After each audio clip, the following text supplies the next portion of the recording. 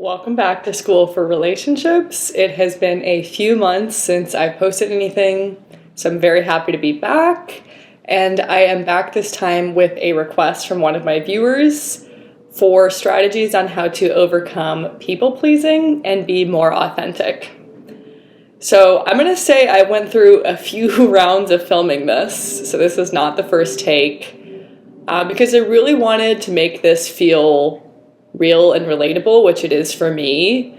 I am a therapist who specializes in working with chronic stress and complex trauma, but I also really relate to this topic. I am a recovering people pleaser myself. That's something that I am continually working on, so I wanted to try to bring myself into some of these videos too.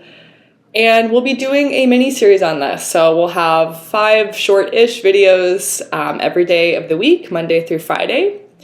And I want to just kick us off with why we people please, where this comes from. I feel like there's a really big misconception in the way we talk about people pleasing, that this is a part of our personality or who we are. If we think about the language of like, oh, I'm just a people pleaser. And I want to clarify to begin that the way I view people-pleasing, this isn't a part of who you are, your personality. People-pleasing is really just a learned coping skill for managing social threat and conflict. And this is a coping skill we learn that's also really positively reinforced. We tend to get rewarded for people-pleasing. So just want to start with that, like knowing that this is a skill. We can also look at bringing other skills in so we have other strategies besides people pleasing that feel better for us and more authentic.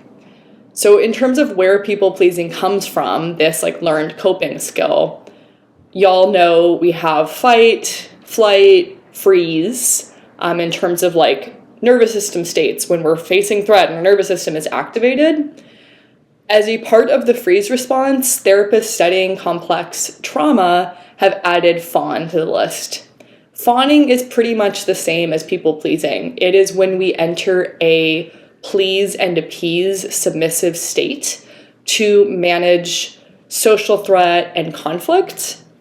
And it's really important for us to bring the nervous system here because when we know that we fawn or we people-please, when we're in that frozen nervous system state, that's going to tell us a lot of things. That means in our body, at least, we're experiencing some level of dissociation, which is what happens when we enter freeze. And we may feel numb, trapped, like without options. We may feel shut down. We may feel helpless. So this is a really strong physical and visceral response that comes up for us, which we may enact by literally physically freezing and feeling like I can't move.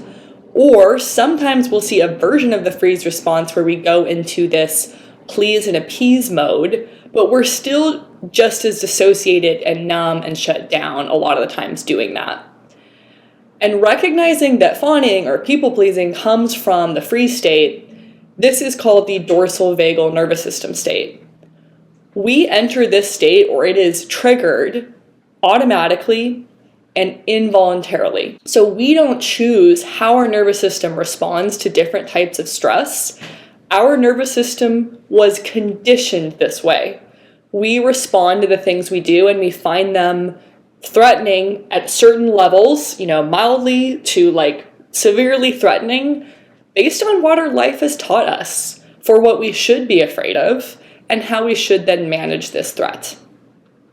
So when we're in that dorsal vagal freeze state, like I mentioned, there's some level of dissociation happening, which is why people-pleasing can sometimes feel almost so out of our control. That feeling of realizing we're people-pleasing and we maybe didn't need to, but it almost felt compulsive, like we couldn't help ourselves. That's part of the fact that our body is in this dissociated, numb state.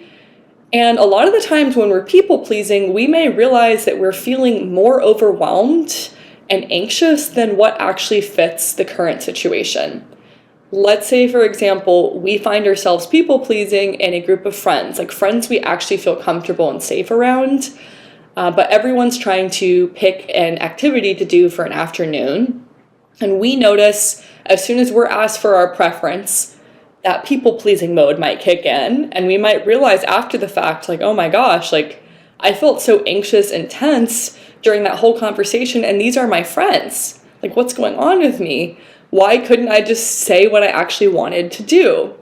And that's why people-pleasing can feel so initially frustrating and sometimes out of our control. It's something really easy to feel stuck in.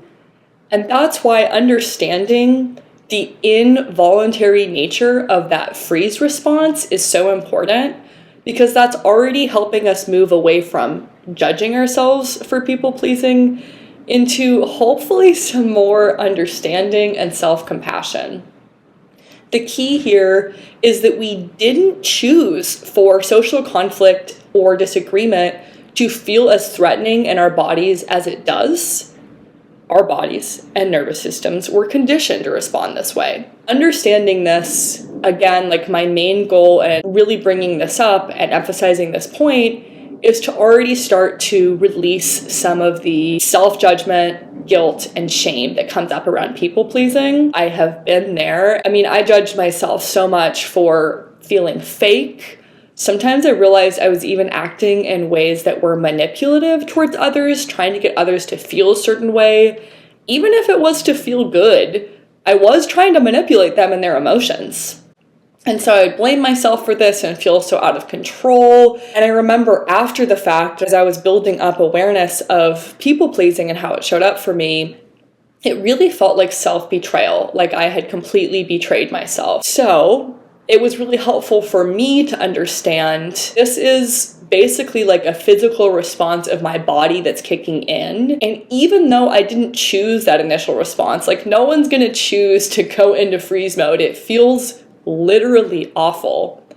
Once we're aware that our bodies have entered that activated, kind of numb, shutdown state, then we have control because we don't have to stay in that state once we realize it.